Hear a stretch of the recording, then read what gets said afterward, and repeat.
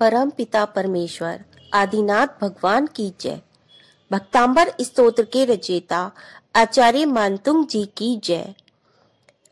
बंधुओं, आज हम आपको भक्तांबर स्तोत्र कौन से दिन शुरू करने से उसका क्या लाभ है यह जानकारी देंगे। साथ ही छठे काव्य की महिमा और उसकी कहानी के बारे में बताएंगे। रविवार को शुरू करने से धन लाभ होता है, सोमवार को सुख शांति, मंगलवार को आयुष है, बुधवार को रूप सौंदर्य की प्राप्ति होती है, गुरुवार को ज्ञान वृद्धि होती है, शुक्रवार को सौभाग्य वृद्धि होती है और शनिवार को भक्तांबर स्तोत्र का पाठ प्रारंभ करने से वंश हानि होती है। बंधुओं, छठे नंबर के काव्य अल्पे श्रुतं श्रुतवतां परिहास धाम त्वत्भक्तिरेव मुखरी कुरुते बलान् माम् यत् कोकिला किलमधौ मधुरं विरौति तच्चाम्रचारुकलिका निकरैक हेतु। विद्या प्राप्ति के लिए छठे नंबर का काव्य बहुत ही महत्वपूर्ण है। पाठशाला अथवा स्कूलों में जो छात्र पढ़ते हैं उनमें सभी की बुद्धि व प्रतिभा एक समान नहीं होती। पूर्व जन्म के ज्ञानावर्णी कर्म के उदय से बुद्धिहीन होता है एवं क्षयोपशम के कारण कोई छात्र अत्यंत प्रतिभाशाली होता है, तो ज्ञानावर्णी कर्म के क्षय होने के कारण कोई छात्र अत्यंत जड़मती, मूर्ख तथा बुद्धिहीन भी पाया जाता है। परंतु ऐसे जड़मती एवं बुद्धिहीन छात्र का जीवन कितना कष्टमय होता है, इसको तो वह भुक्त भोगी विद्यार्थी ही जान सकता है। कक्षा में अध्यापकों के समक्ष और अपने साथी एवं सहपाठियों के सामने उसे बड़ा ही अपमानजनक जीवन व्यतीत करना पड़ता है।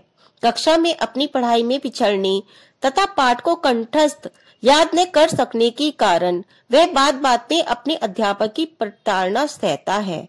पढ़ाई में अपने साथियों के साथ न चल सकने के कारण वह आत्मग्लानि से भर जाता है। ऐसे ही एक जड़मती बालक के जीवन की यह लघु कथा है, जिसने महाप्रभावक भक्तांबर स्तोत्र के छठे श्लोक का रिद्धि व मंत्र सहित पाठ व अनुष्ठान किया और अपने ज्ञानावर्णीय कर्म के क्षयोपशम को वह एक धुरंधर विद्वान बन गया। प्राचीन भारत की राजधानी में राजा हेमवाहन का शासन था। राजा हेमवाहन के दो पुत्र थे। बड़े पुत्र का नाम भूपाल और छोटे पुत्र का भुजपाल था। बड़ा भाई भूपाल बड़ा ही जड़मती एवं मंद बुद्धि वाला था, तो छोटा भाई बुद्धिमान और कुशाग्रमती था। दोनों के इस अंतर को आध्यात्मिक भाषा में ज्ञानावर्णी कर्म के क्षयोपशम होने या न होने का अंतर, जड़ या चेतन का अंतर अथवा निश्चय और व्यवहार का अंतर कहा जा सकता है।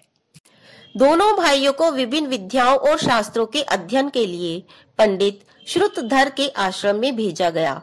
गुरु ने 12 वर्ष तक दोनों को तन मन धन से अध्ययन कराया। क्या हुआ यह कि छोटा भाई भुजपाल तो इस अवधि में विभिन्न विद्याओं एवं शास्त्रों में पारंगत हो गया और उसने व्याकरण, छंद, तर्क, न्याय, राजनीति, समुद्र शास्त्र, वैद्यक विज्ञान तथा मनोविज्ञान आदि विषयों पूर्ण ज्ञान प्राप्त कर लिया।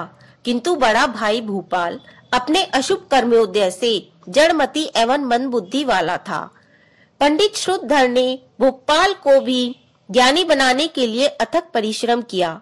उसे पढ़ाने व समझाने में खूब माथापच्ची की, परंतु असफल रहे। उन्हें लगा कि भूपाल के मस्तिष्क में तो शायद भूसा या गोबर ही भरा है, क्योंकि उसकी दशा कुत्ते की पूंछ जैसी हो रही थी कि 12 वर्ष तक नली में रखने के बाद भी टेढ़ी ही निकली।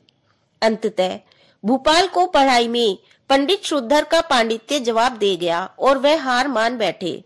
आखिर छोटे भाई से बड़े भाई का दुख देखा नहीं गया।